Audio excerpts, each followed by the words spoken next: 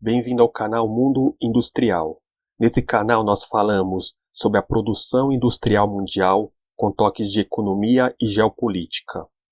Nesse vídeo nós vamos falar sobre a produção mundial de semicondutores, os chamados chips, a importância desses componentes hoje no mundo, quem são esses produtores, a que países pertencem e o Brasil, como é o desempenho do Brasil nesse importante setor.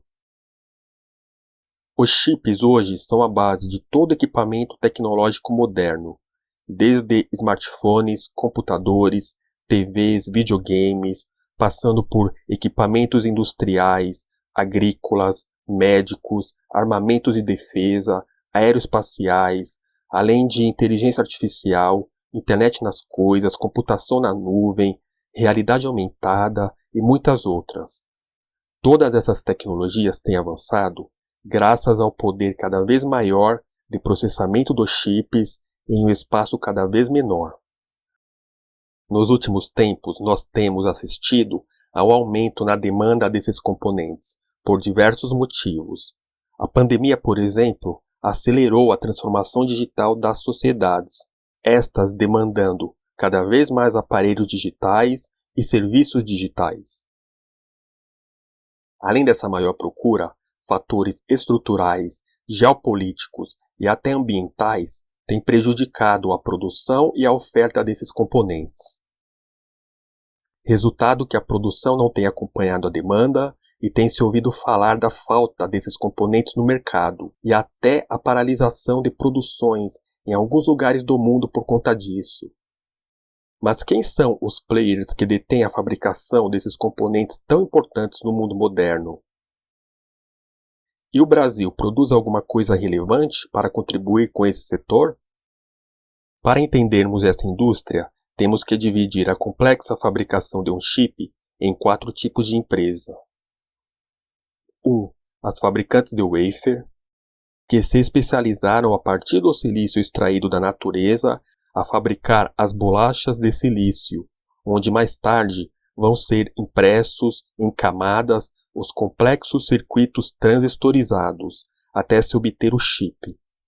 Temos dezenas de fabricantes de wafer ao redor do mundo. Entre elas destacam-se Siltronics, Shin-Etsu, GlobalWafers e Sunko. 2. Temos as foundries, ou fundições. São empresas que fabricam o chip literalmente, a partir do wafer de silício. Elas detêm a tecnologia de gravar os circuitos transistorizados nas camadas do material de silício, usando processos químicos, físicos, de litografia, etc. A litografia é a tecnologia base atrás desses semicondutores. Ela é medida pelo tamanho do transistor impresso no chip. Quanto menor o tamanho do transistor, mais transistores cabem, maior é a tecnologia, maior o poder de processamento, maior o poder de arquitetura e aplicação específica. Hoje, a litografia do chip se encontra nos 5 nanômetros, liderados pela famosa TSMC, que foi a pioneira no mundo nos chips de 7 nanômetros e nos de 5 nanômetros, e agora estão em fase de implantação dos 3 nanômetros, previsto para o final de 2022 e início de 2023. Outras empresas foundries que se destacam temos GlobalFoundries, UMC, SMC, entre outras. 3. Temos as fabless. São as empresas que projetam seus chips, mas terceirizam a fundição para outra empresa realizar. Exemplos de fabless temos as gigantes Apple, AMD, Qualcomm, Nvidia, entre outras. 4. Por fim temos as IDMs, Integrated Device Manufacturing. São as fabricantes de dispositivos integrados, que são as empresas que realizam todas as etapas do processo de produção, desde o projeto, design, fundição, montagem, entre elas destacam-se Samsung, Intel, Microchip, NXP, etc. Cabe-se aqui destacar a Samsung, que é a única empresa no mundo que consegue fabricar em 5 nanômetros, além da TSM. Lógico, porém, em escala e qualidade menores comparada com a TSM.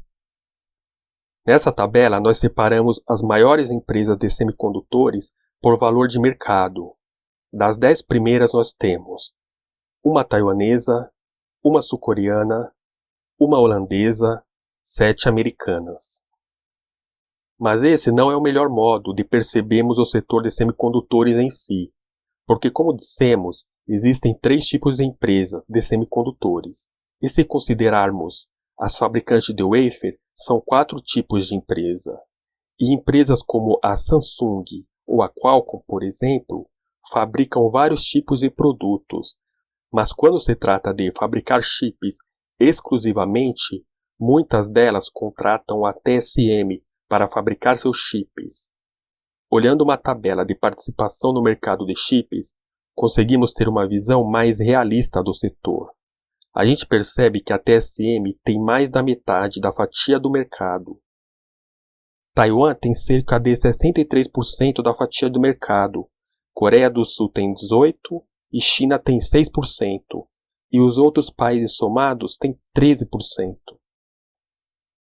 Com isso, nós percebemos que as poderosas empresas americanas têm terceirizado a produção de chips, em grande parte para Taiwan. O que se percebe nesse setor de semicondutores é que existe um cartel entre os maiores fabricantes do mundo. Apesar da rivalidade e concorrência entre eles, não é raro rumores de parceria entre os mesmos. Inclusive, Intel e Samsung já tiveram ou têm chips produzidos pela TSM.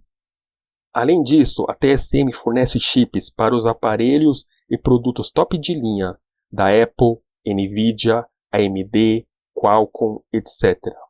Será que estamos caminhando de um oligopólio para um monopólio? A resposta é não. Esse aparente jogo capitalista, competitivo, tecnológico, às vezes cooperativo, pode ser abalado a qualquer momento por um agente superior, que são os governos dos países, notadamente das superpotências. O Pentágono, por exemplo, tem pressionado o governo dos Estados Unidos a investirem na produção de chips de ponta para suas armas e reduzir a sua dependência de fabricantes estrangeiros. Ter acesso a semicondutores de ponta é visto em Washington como essencial para manter a indústria de defesa no topo do mundo. Está em tramitação no Congresso americano um pacote de incentivos fiscais no valor de 52 bilhões de dólares para o investimento em fabricação de chips de ponta dentro do território americano. Com um projeto dessa magnitude em um setor tão estratégico, seria normal um lobby tanto de empresas como de congressistas para que esses incentivos sejam para empresas americanas. Porém, TSM e Samsung estão de olho nesses incentivos. A própria TSM está em fase de construção de uma fábrica no Arizona, com previsão de fabricar a 5 nanômetros a partir de 2023. Vamos ver como ficará o texto final desse projeto, com previsão de sanção até o final de 2022. E a outra superpotência, a China. Com as sanções impostas pelos Estados Unidos, que vêm desde o governo Trump, empresas de tecnologia chinesa têm tido dificuldade de obter chips de Taiwan, e empresas como a Huawei, que dependem de chips de ponta para se manter competitivas, têm tido problemas. Isso acendeu um alerta em Pequim. E como todos sabem em carta aberta, a China considera Taiwan como uma província rebelde e parte do seu território que um dia deve ser retomado. Alguns analistas acreditam que a invasão da Ucrânia pela Rússia poderia servir como incentivo para a China fazer o mesmo em Taiwan. E outros analistas dizem que uma incursão militar da China em Taiwan não é simples e a China ainda não estaria preparada e disposta para isso. Além do mais, os Estados Unidos não assistiriam de camarote a China tomar conta de Taiwan e de quebra assumir o controle das empresas líderes mundiais numa tecnologia que Washington considera fundamental estar na vanguarda.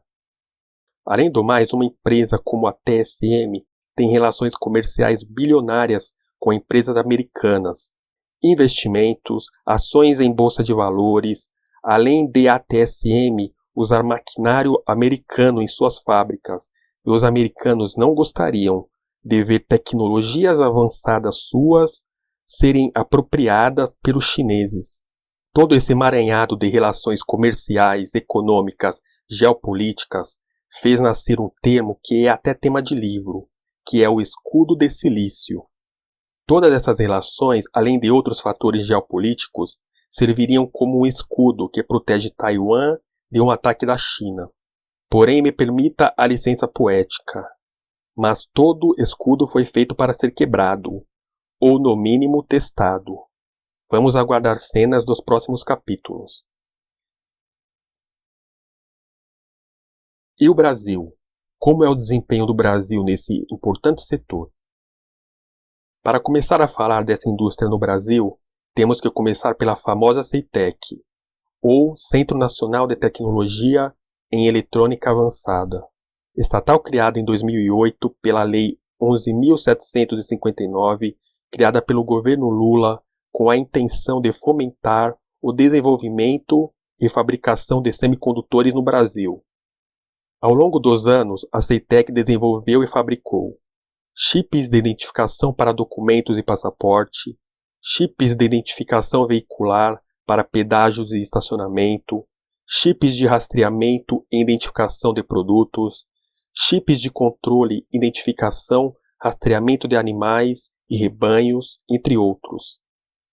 Porém, ao longo dos anos, a CEITEC sempre operou no prejuízo e com as receitas de comercialização ínfimas em relação às despesas, e sempre precisou de aportes do governo para se manter operando.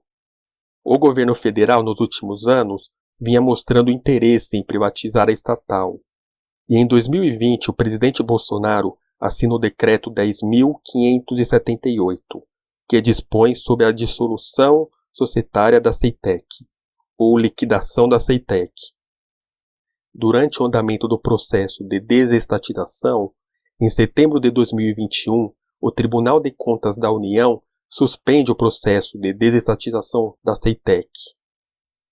Devido à complexidade do tema, em se tratando de um país confuso e burocrático em suas leis, como o Brasil, e de um tema que abrange questões ideológicas e discussões, às vezes até apaixonadas, num país polarizado, nós vamos apresentar aqui argumentos de ambos os lados, a favor de manter a CEITEC funcionando e encerrar a CEITEC. Argumentos a favor de manter a CEITEC funcionando. O setor de semicondutores é um setor estratégico para o país, e diversos países estão procurando meios de como implantar a produção de chips em seu território, e alguns setores estratégicos só se alavancam com o aporte do Estado, devido ao seu alto custo. O investimento no setor de semicondutores demanda anos e até décadas para dar resultado, devido à complexidade de desenvolver e produzir esses componentes. O alto valor de retorno não se mede pelo resultado financeiro da empresa, e sim pelo valor agregado e o estímulo a outras empresas que desenvolvem equipamentos com os chips da CEITEC. Ou seja, a CEITEC estimula uma cadeia de desenvolvimento, produção e emprego. A descontinuação da empresa custaria um alto valor, devido aos processos de descontaminação complexos necessários para desativar a empresa. Além da fuga de cérebros, porque parte dos profissionais com experiência nessa área sairiam ou saíram do Brasil. Além do mais, toda a expertise adquirida pela empresa com o passar dos anos seria perdido. Argumentos para fechar a CEITEC. Foi investido quase R$1 bilhão pelo governo na empresa em 11 anos, e a empresa nunca deu lucro, sempre foi deficitária. Um exemplo de relatório administrativo da empresa entre 2017 e 2020 mostra que a empresa recebeu do governo 270 milhões para cobrir seus gastos, dinheiro esse vindo de impostos da sociedade. Uma estatal no Brasil é lenta e burocrática, e no setor como o de semicondutores, que exige rapidez, agilidade e flexibilidade, esses defeitos são a morte. O mercado que a Ceitec atende pode ser atendido por empresas estrangeiras de forma mais barata e mais ágil, por produzirem em escala global. A Ceitec quase não produziu patentes nesses anos todos, e os chips produzidos por ela são de tecnologia básica e não têm mercado internacional. Além de vários outros argumentos de ambos os lados, tanto defendendo a permanência como o fechamento, que daria horas e horas de vídeo e discussão. O fato é que no momento a Ceitec encontra-se parada, sem produzir, apenas gastando para manter os equipamentos funcionando e aguardando a decisão do TCU.